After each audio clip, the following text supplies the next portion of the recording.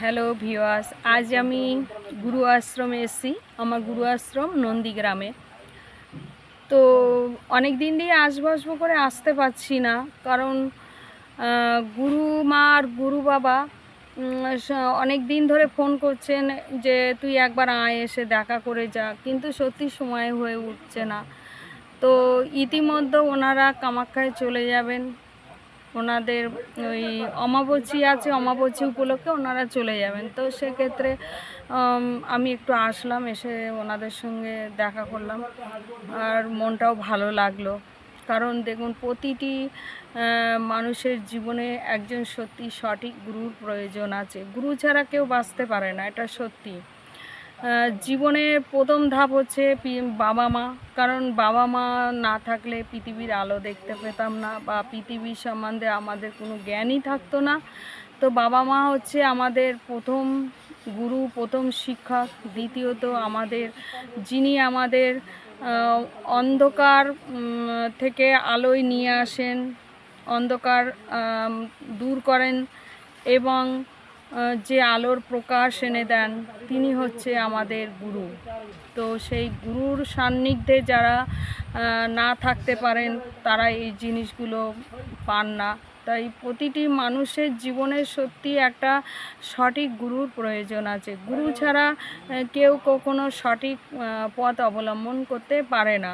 তাই জীবনে চলার পথে প্রত্যেক মানুষের একজন গুরুর প্রয়োজন।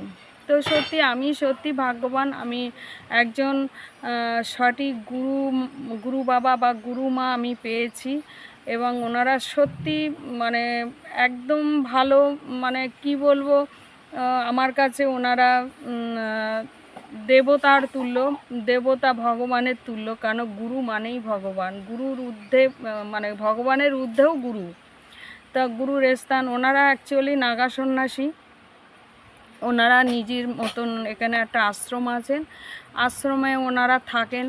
ওনারা যখন যেখানে ধরুন সাগর মেলা হয়, সেখানেও ওনাদের দর্শন পাওয়া যায়, বা কামাখ্যায় যে অমাবস্যায় ওখানে চলে যান। এরকম ওনারা আশ্রমে খুব কম সময় থাকেন, এবং ওনাদের নিজস্ব আশ্রম।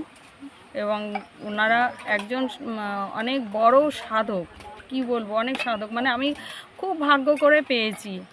তো চলুন, আমার গুরুমাকে যদি দর্শন করতে চান, দেখবেন আমার গুরুমা এখন বাসন ধুচ্ছেন। এই হচ্ছে গুরুমা। আর গুরু বাবা হচ্ছে ওইদিকে কাজ করছেন। ওনার একটু আশ্রমে কাজ আছে, বলল কাজগুলো সমাপ্ত করে দিয়ে ওনারা চলে যাবেন। তো আমাকেও বলেছিলেন যেতে, কিন্তু আমি সত্যি কথা বলতে আমার বাচ্চা রেখে আমি যেতে পারবো না। বাচ্চার স্কুল আছে বলে, ওই জন্য বাচ্চাকে রেখে আমি কোথাও যেতে পারবো না, স্কুল অ্যাবসেন্ট হয়ে যাবো। তো মাকে আমি বলেছি, মা আমি সামনের বছরে আমি যাব, সামনের বছরে তোমাদের সঙ্গে যাব। আমি গেলেও আমারও একটু মনটা ভালো লাগবে। আর আমার সত্যি এই আশ্রমে আসলে মনটা শান্তি হয়ে যায়। আমার যা দুঃখের কথা আমি আমার মাকে বলি। উনি শুধু আমার জন্ম দিলেই যে সবাই মা হয় তাও নয়, জন্মদাত্রী মায়ের পরেও আর একজনের স্থান থাকে, সেটা হচ্ছে গুরুমাতা। গুরুমাতা স্থান, সে জন্মদাত্রীর পরেও ওনাদের স্থান সেটাই থাকে।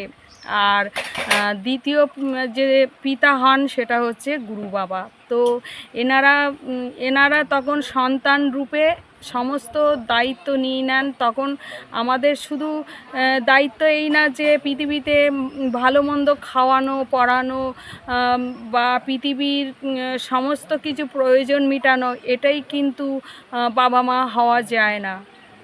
আমরা আধ্যাত্মিক তত্ত্ব দিয়ে যদি দেখি, বাবা মা হতে গেলে প্রকৃতই যে আমাদের জ্ঞানচক্ষু খুলে দেবে বা অন্ধকার থেকে আলোয় নিয়ে যাবে, সেই হলো আসল পিতামাতা।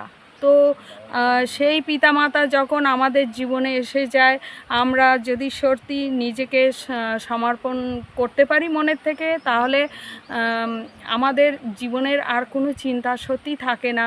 হয়তো আমরা এই সংসার জীবনে দেখুন অনেক কিছু সময় পাই না, অনেক কিছু আমরা করে উঠতে পারি না, সংসারে ব্যস্ততার মধ্যে জীবন।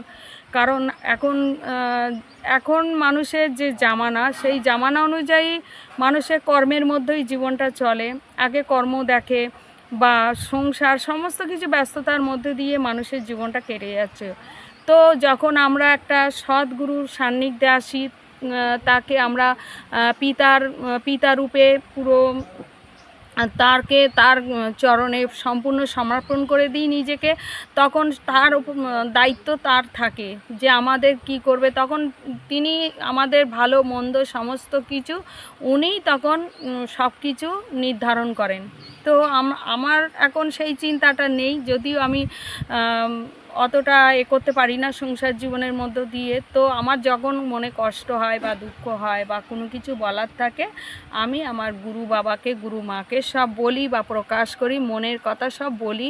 আর ওনারা সত্যি এত ভালো, এত সৎ, যেহেতু ওনারা নাগা সন্ন্যাসী, ওনাদের বুঝতেই পারছেন এই পৃথিবীর মানে জাগতিক জীবনের সঙ্গে ওনাদের কোনো টার্মস নেই। মানে ওনারা যেই জাগতিক সংসারের সঙ্গে আবদ্ধ সেটা নেই ওনারা। হ্যাঁ, মানুষ দেখুন রূপে জন্ম নিলে, পৃথিবীতে আসলে, সে স্বয়ং ভগবানও অবতার নিলে তাদের পৃথিবীর নিয়ম অনুযায়ী কিছু চলতে হয়, সে প্রয়োজনটা থাকে, তেমনি আছে। তাছাড়া যে ওনাদের মানে বিশেষ কিছু চাহিদা আছে বা বিশেষ কিছু মানে মানে ওনাদের পাওয়ার আছে, এরকম কিছু আশা ওনাদের নেই, কোনো আশাবাদী নেই। সত্যি অনেক ভালো, মানে কি বলবো, ভালো মানে অনেক ভালো। পৃথিবীতে তো দেখুন একটা সৎ গুরু পাওয়াও কিন্তু খুব ভাগ্যের ব্যাপার। সদ্গুরু পাওয়া সবাই কিন্তু সবার ভাগ্যে কিন্তু জোটে না সদ্গুরু। যারা পেয়ে যায় সত্যি আমি মনে করি এটা কিন্তু খুব দুর্লভ জিনিস। মানে খুব জন্মান্তরের সুকৃতির ফলে একটা সদ্গুরু পাওয়া যায়। এমনি সদ্গুরু কিন্তু কেউ পায় না। মানে খুব জন্মান্তর ধরে যদি তার স্বীকৃতি থাকে তবেই সে সদ্গুরু পায়। গুরু তো অনেকেই হয়, কিন্তু গুরুর মতন কে কজন আছে যে তার জীবন গুরু মানে কি, সে পুরো মুক্তির রাস্তা দেখিয়ে দেবে বা তাকে সেই শিষ্যর পুরো মুক্তির দায়িত্ব নিয়ে নেবে, সেটাই হলো গুরু। তো আমি সেটাই পেয়েছি, সত্যি আমি ভাগ্যবান। তো ভিউয়ার্স, আপনাদের মানে জীবনে কার কজন মানে কিভাবে আপনারা গুরু পেয়েছেন বা সত্যি আপনারাও মানে সঠিক গুরু পেয়েছেন কি না, এটা অবশ্যই আপনারা আমাকে জানাবেন একটু কমেন্টসের মাধ্যমে, তাহলে ভালো লাগবে। কারণ আমিও চাই যেন সবাই যেন এরকম সদ্গুরু পান এবং সবাই যেন সদ্গুরু সান্নিধ্যের জন্য সবাই মুক্তির রাস্তা খুঁজে পায়। কারণ দেখুন, আমরা এই পৃথিবীতে বেশি দিন থাকবো না, আজ আছি কাল নেই। চিরদিন এই পৃথিবীতে আসা যাওয়া সার হবে, কিন্তু আমরা কিছু সৎকর্মের দ্বারাই যদি পৃথিবী থেকে মুক্তি পাই বা ভালো কিছু পাই, সেটাই আমাদের চেষ্টা করতে হবে, তাই না? তো এটাই ছিল আমার বলার। যদি ভিডিওটা সত্যি ভালো লাগে অবশ্যই বেশি বেশি করে আপনারা একটু শেয়ার করে দেবেন।